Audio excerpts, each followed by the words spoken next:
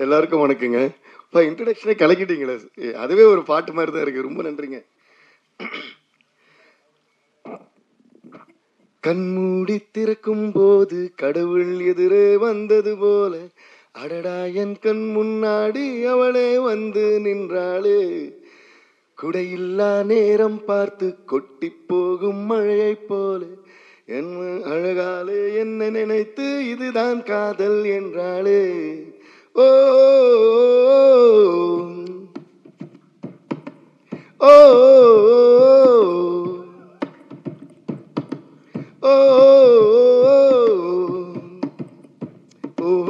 ஓ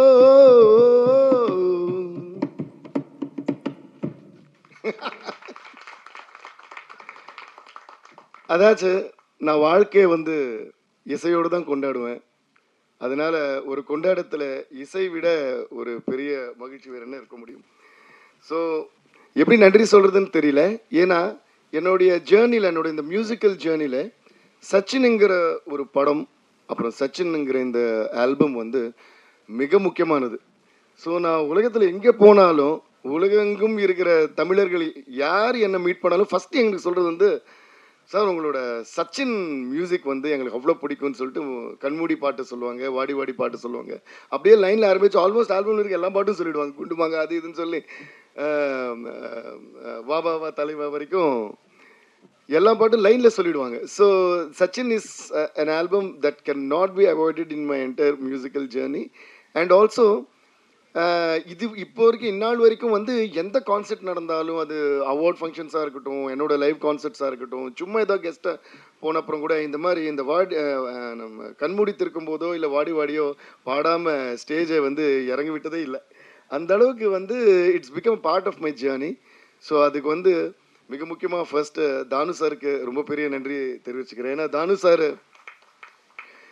என்னோட beginning of my கரியர்லேருந்தே வந்து தானு sir கூட, இன்ஃபேக்ட் அவர் கூட நான் ஒர்க் பண்ணுறது ஸ்டார்ட் பண்ணுறதுக்கு முன்னாடியே எங்கள் ஜேர்னி ஸ்டார்ட் ஆகிடுச்சு. சங்கர் தாதா எம்பிபிஎஸ்லாம் நான் பிகினிங் ஆஃப் மை கரியரில் நான் பண்ண அப்போவே ஃபோன் பண்ணி, தம்பி எங்கே பார்த்தாலும் உன் பேர் தான் சொல்கிறாங்க, அந்த வார்த்தை இன்னும் ஞாபகம் இருக்குது.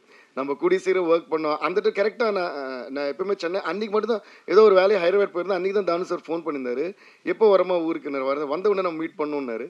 அப்படியே வந்த உடனே மீட் பண்ணோம். அதுக்கப்புறம் தான் சச்சின் படம் நம்ம பண்ணணும்னு சொன்னார். அதுக்கப்புறம் பல படங்கள் நான் வந்து தானு சாருக்கு பண்ணியிருக்கேன்.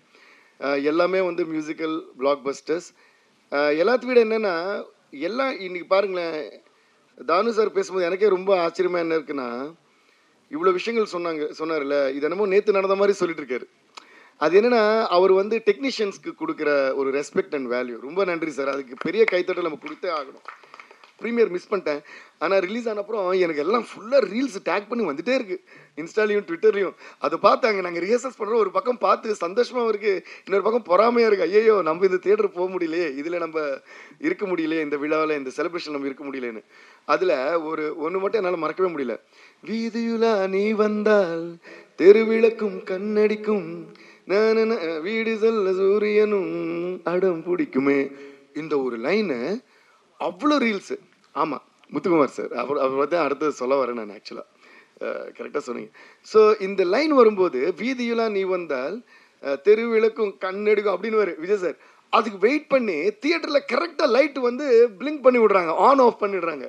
ஸோ அதுக்கு வந்து திருப்பி பயங்கரமான அப்ளாஸ். இந்த கமலா தியேட்டர் அண்ட் ரோஹினி தியேட்டரில் இது அவங்க அந்த தியேட்டர்ஸ்க்கெல்லாம் நான் மறுபடியும் நானும் ஒரு மியூசிஷியனாக, மியூசிக் கம்போசராக அண்டு ஒரு சினிமா ரசிகனாக வந்து நான் நன்றியை சொல்லிக்கிறேன். ஏன்னா சினிமாவை வந்து அவ்வளோ பேஷனேட்டாக ஒரு சீனு, ஒரு டைலாக், ஒரு பாட்டு, அந்த பாடலில் ஒரு வரியும் ரசிக்கிறது மக்கள் மட்டும் இல்லை, அந்த ப்ரொஜெக்டர் ஆப்ரேட்டர்லேருந்து அந்த சினிமா தியேட்டர் ஓனர்லேருந்து அது ரசித்தாதான் சினிமா வந்து இப்படி நீண்ட காலம் வாழ்ந்து கொண்டே இருக்கும்.